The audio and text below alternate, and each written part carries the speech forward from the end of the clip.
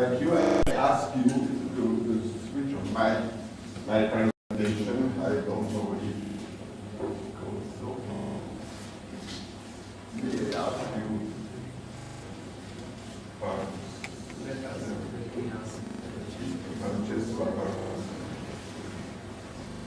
Or I try to make no, it makes no problem.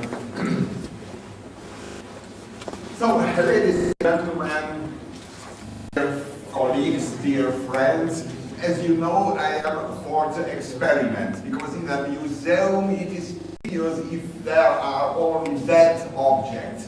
But the experiments, the living experiments, are more interesting than only the objects. And it is a very important role of a museum. Now, we celebrate, as we heard, we celebrate now the 4th birthday of our museum, perhaps I dare say our museum. And 4 years, it is not such a long period in the general history of natural sciences.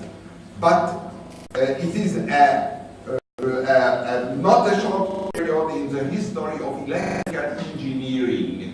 In electrical engineering, the practical application of electricity is not so old. The practical application, we say in English, electrical engineering, or in Italian, Tecnica, because it began just here in Pavia in 1799, when the professor of physics of the university, Sandor, discovered the galvanic electricity and invented the first continuous source of electricity, voltaic pile, and more powerful cells, galvanic cells, and galvanic batteries. That is my from line.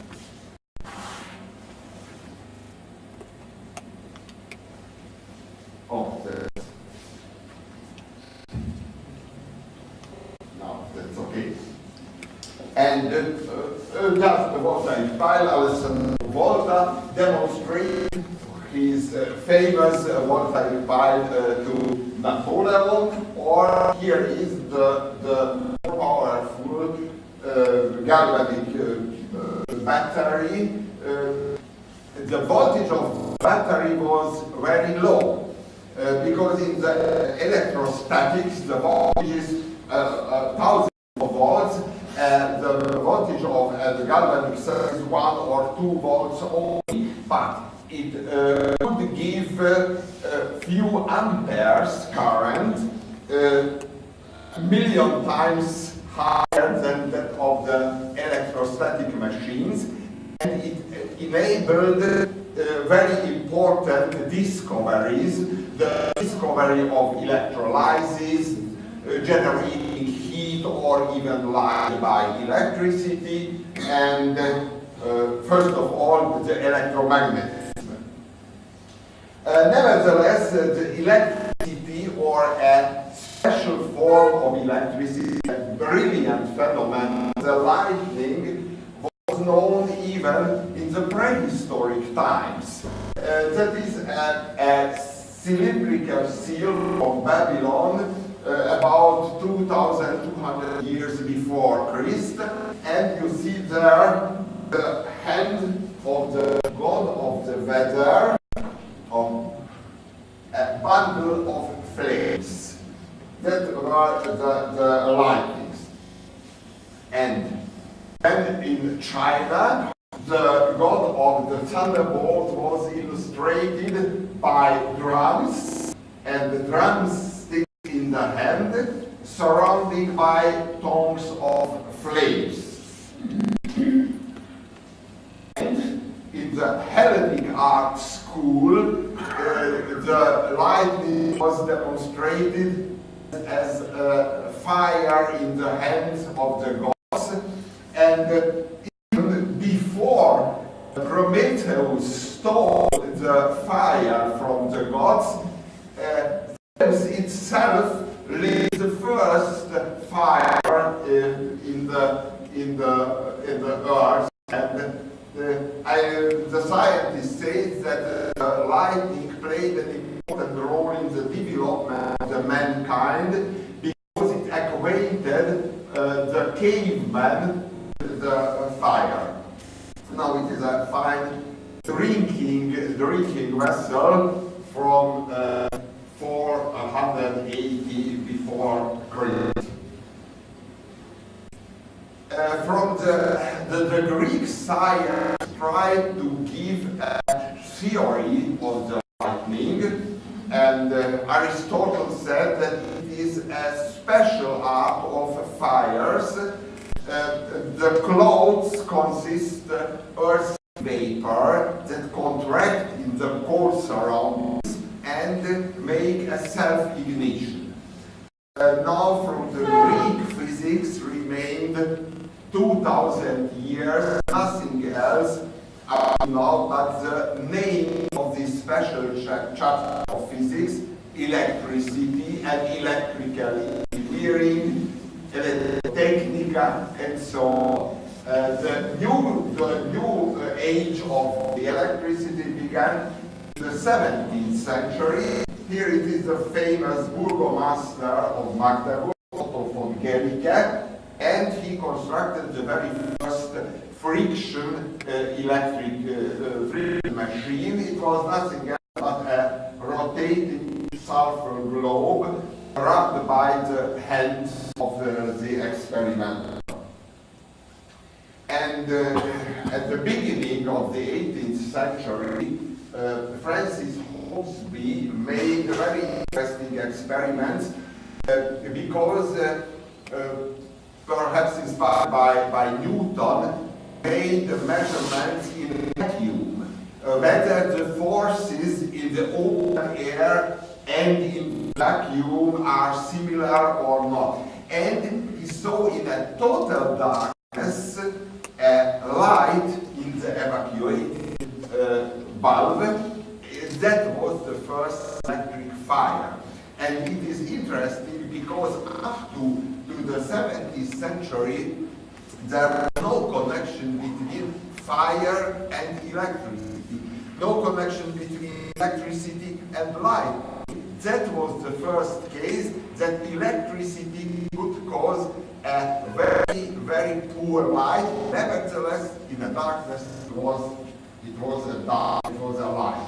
And they constructed different such friction machines, and the big friction machines could give also sparks, little lightnings, and after in the middle of the 18th century, Dalla made such experiment in Paris and proved that in the clouds there is electricity, and in the same year made Benjamin Franklin the famous kite experiments and proved that the lightning is an electrical phenomenon indeed, and could make the first practical application of the new knowledge. It was not just to use the electricity, but to avoid the buildings from unwanted electricity from the lightning. That was the lightning rod of Faraday. And the giant experimental devices, it was the friction machine of Matthias von Marum, with a big glass disc. The diameter was about 1 meter and 65 centimeters, and it charged a big Leyden jar battery consisting of 100 Leyden jars, and it gave 600 millimeter long sparks, and it was very strong, and it looked like that indeed so as a lightning. And now, after the friction machines, back to Pavia, because it was a new system to generate electric charge, electrophore by the electric induction, electrostatic induction, or influence, we can say also influence. It was the electrophorus of Volta. That was a new system, and by this influence or electrostatic induction, later, 100 years later, there's an experiment with the electrophorus. And 100 years, about 90 years later, Wilhelm Moltz and Toppler in Germany constructed such an influence machine. It was not only, the charges was generated not by friction, but by the electric influence, by two glass discs rotating opposite. And now after it came the machines of this. It was at the beginning of the 19th century, of course, from the United States, the giant of the electrostatic machines. The practical application of such machines was the X-ray technology, because it could give a voltage high enough for the X-ray technology. And at the end of the 19th century, it was the electrostatic machine of Wimshurst, of the English Wimshurst. And let me show you here a little Wimshurst machine in operation. After my lecture, we can go into the museum, and then we, I dare say we, together with Professor Savimi and the group, decided to furnish here a corner of electrostatics. And the museum a few years ago has got a fantastic, fine old Wimshurst machine, and Mr. Girardin helped us to repair this old machine. It's not yet absolute ready. Nevertheless, we can show it, and perhaps in the next year it will be in its final form. Now I show you now this is a little Wimshurst machine. I try to show it in operation, and it gives fine little sparks. It looks like a light. Nevertheless, I want to show you something else. Now I make here a high voltage transmission line of electricity, like in the fields, the high voltage transmission lines.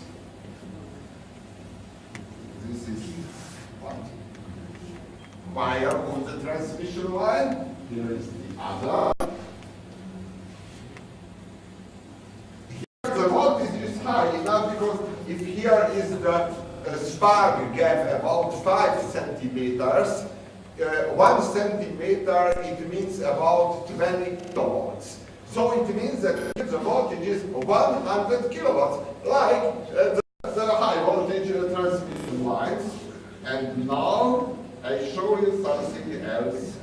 The mechanical effect of the electricity. It is a very primitive little electrostatic motor. I made it from a usual plastic film cup, and it is very good for teaching physics in the schools, or even here demonstrated in a museum. Even the children made such experimental motors. Now I give electricity, and you can see